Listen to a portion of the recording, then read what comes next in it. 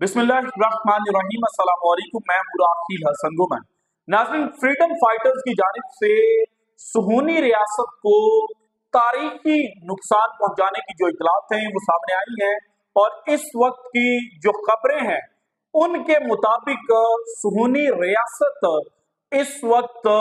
Russia के पांव पड़ चुकी है कि हमारी किसी तरह से जान छुड़ाई जाए। आपको पता है पिछले कुछ दिनों से यूएस डेलीगेशन जो है वो मिडल ईस्ट के चक्कर काट रहा है और एक कॉमन परसेप्शन बिल्ड करने की कोशिश की जा रही थी जिसमें यह कहा जा रहा था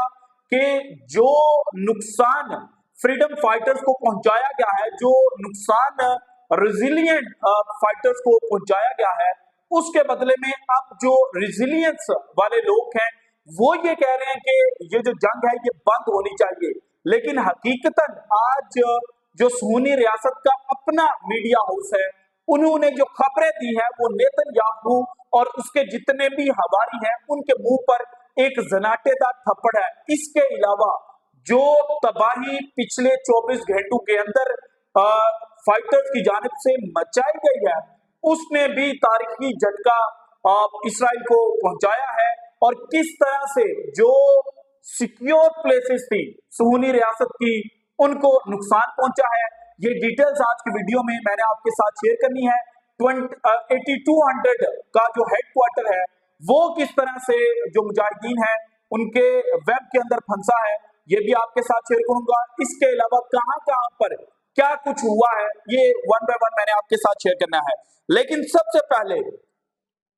जो सुप्रीम लीडर हैं ईरान के उनकी जानिब से एक स्टेटमेंट आई है और इसको all over the world cover किया गया है और जो सबसे खतरनाक हेडलाइन लगाई गई है वो लगाई गई है सीएनएन की जानिब से और सीएनएन ने लिखा है Iran supreme leader was teeth breaking response to Israel and USA after strikes on military sites. So जो लोग ये कह रहे थे कि देखिए सुप्रीम लीडर जो है वो अभी तक खामोश हैं, उन सब के लिए जवाब है कि टीथ ब्रेकिंग यानी कि ऐसे आपको जवाब दिया जाएगा कि आपके जो जबड़े हैं वो टूट जाएंगे। यहां पर बात की जाती है ना जबड़ों से फतह छीननी, सो वो जो जबड़ों से फतह छीनने की अल्टीमेटम है वो सुप्रीम लीडर जो ईरान के हैं उनकी जानिब से दे दिया गया है। इसके अलावा जो इस वक्त रिपोर्टिंग की जा रही है टाइम्स ऑफ इसराइल और बाकी इसराइली मीडिया की जानिब से उसमें जो अब्रानी जुबान के अंदर किफ्र ब्रिगेड है और जिसका मायनी लाइन क्लब बनता है उसको अब एडिशनल जो है वो फलस्तीन और गजा जो है उसके अंदर तैनात किया गया है। सो ये जो फ्रेश ब्रिगेड आ रही है ये आना इंडिकेट कर रहा है कि जो पिछली ब्रिगेड वहां पर काम कर रही थी उनको नाकाबिले तलाफी नुकसान जो है वो पहुंचा है और अब जो फ्रेश ब्लड है उसको भेजा गया है सिर्फ और सिर्फ जो फाइटर्स हैं उनको काउंटर करने के लिए। इसके अलावा एक और जो खबर है वो टाइम्स ऑफ इसराइल ने छापी है और इसके मुताबिक लिबनान के अंदर जो आईडीएफ है उन्होंने जनाब काफी नुकसान पहुंचाया है और इसके अलावा जो गजा है वहां पर जो मिलिटेंट्स बज़ाहिर शो किए जाते हैं वेस्टर्न मीडिया की जानिब से उनका जो असला डिपो था उसको तबाह कर दिया गया है और ये सिर्फ और सिर्फ सुहूनी मीडिया जो है वो रिपोर्ट कर रहा है। जबकि दूसरी जानिब जो तबाही फाइटर्स की जानिब से मचाई गई है उसको पूरा जो दुनिया है वो कवरेज दे रहा है और जो सुहूनी रियासत का अपना मीडिया है वो भी इसको जनाब रिपोर्ट करते हुए लिख रहा है कि जो पिछले 24 घंटे हैं इनमें लिबनान से जो ड्रोन्स उड़े और जो मिसाइल्स लॉन्च किए गए उन्होंने जो तल अबीब है उसमें पहुंचकर तबाही मचाई और जो नियर बाई एरियाज थे वहां पर भी जो मुजाहिदीन हैं उन्होंने मिसाइल्स भेजे और एग्जैक्टली क्या रिपोर्ट किया जा रहा है वो अगर मैं आपके सामने रखूं तो नोर न्यूज इन्होंने रिपोर्ट किया है कि फाइटर्स ने इसराइली मिलिट्री बेसिस सेटलमेंट्स जो हैं वो उड़ा कर रख दी हैं। इसके अलावा आगे डिटेल में जाकर फिर इन्होंने एरियाज डिफाइन किए और इसके मुताबिक जनाब और जो रेजिस्टेंस ग्रुप है उन्होंने 3 इसराइली सेटलमेंट्स जो हैं उनको निशाना बनाया। इसमें क्रियात शिमोना उसको मिजल्स के साथ पूरा दिन निशाना बनाया गया। देन जनाब जो settlement of caramel and millet है उसको भी फाइटर्स की जानिब से निशाना बनाया गया। इसके अलावा इंडियन जो जनाब रिपब्लिक न्यूज है, इनके मुताबिक जो फाइटर्स हैं उनके जो मिजल्स हैं उन्होंने द हार्ट ऑफ इसराइल यानी कि तल अवीव जो है वहां पर पहुंचकर जो जिलेट मिलिट्री बेस है उसको निशाना बनाया। इसके अलावा इलीट यूनिट 8200 इंटेलिजेंस हब जिसे कहा जाता है और जो पेजर धमाकों के पीछे यूनिट था उसको भी जनाब अपने निशाने के ऊपर रखा और वहां पर मिजल्स जो है वो पहुंचे और यही वो साइट थी जहां पर मुसाद का खुफिया यूनिट था और मुसाद का खुफिया यूनिट जो है वो भी जो फाइटर्स हैं उनके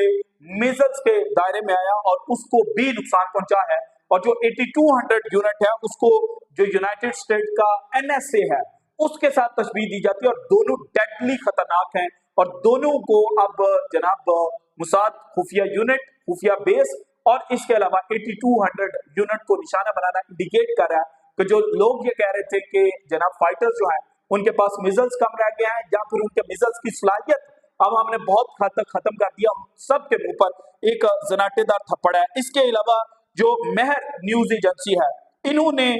हेडलाइन लगाई कि जो फाइटर्स हैं उनके मिजल्स जो हैं उन्होंने हाइफा और तल अवीव यहाँ पर तबाही मचाई है और फिर आगे चलकर उन्होंने बाकायदा मिलिट्री बेसिस के बारे में इंडिकेशन दी और जुवलान बेस जो है मिलिट्री इंडस्ट्री एरिया के अंदर उसको तबाह किया गया, उसको निशाना बनाया गया और फिर जनाब जो खैबर ऑपरेशन की सीरीज है उसी को कंटिन्यू करते हुए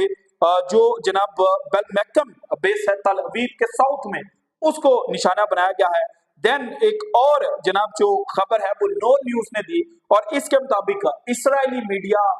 जो रिपोर्ट कर रहा है उसके मुताबिक यानी कि नो न्यूज ने इस्राएली मीडिया को कोट किया और इस्राएली मीडिया की जो खबर है उसके मुताबिक जो नेतन्याहू है वो ये चाहते हैं कि जो करंट पीस डायलॉग चल रहा है इसमें रशिया आए और रशिया गारंटी दे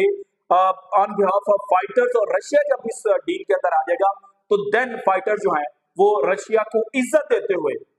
बैकफुट के ऊपर चले जाएंगे। और अब आप बताएं जो पिछले दिनों से ये कह रहे थे कि खत्म,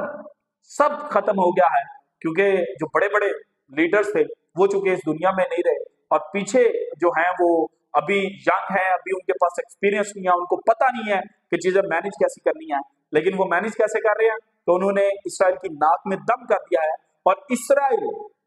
रशिया को कह रहा है कि आप जो डायलॉग टेबल है उसके ऊपर आकर बैठे और आप गारंटी दें। इसके बाद जनाब जो एपीए न्यूज है इन्होंने खबर कोट की कि जो फाइटर्स हैं उन्होंने Israeli heads missile defence system जो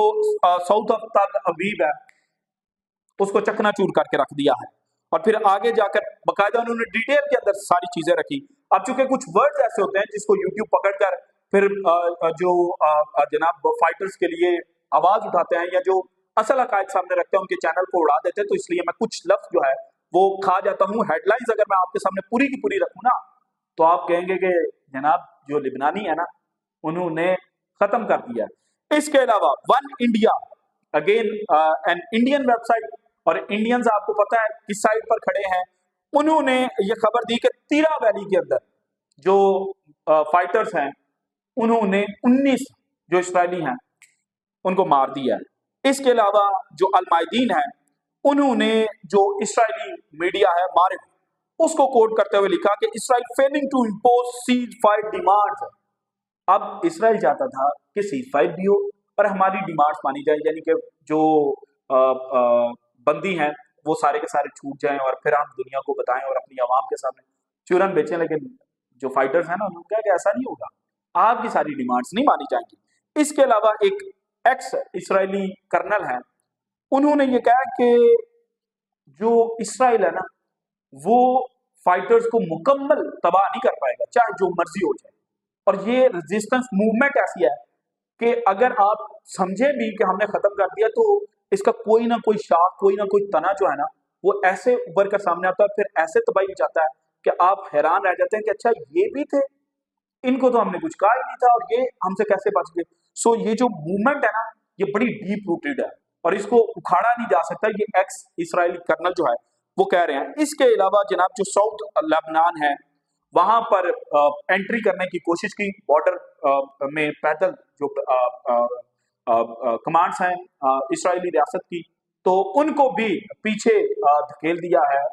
लिबनानी जो फोर्सेस हैं उन्होंने। और यहाँ पर अगेन जो काफी ज्यादा नुकसान है वो मरकबा टैंक्स और इजरायली फौजियों की सूरत में वो इसराइल को बियर करना पड़ा है। इसके अलावा एक और खबर रिपोर्ट की जा रही है और इसके मुताबिक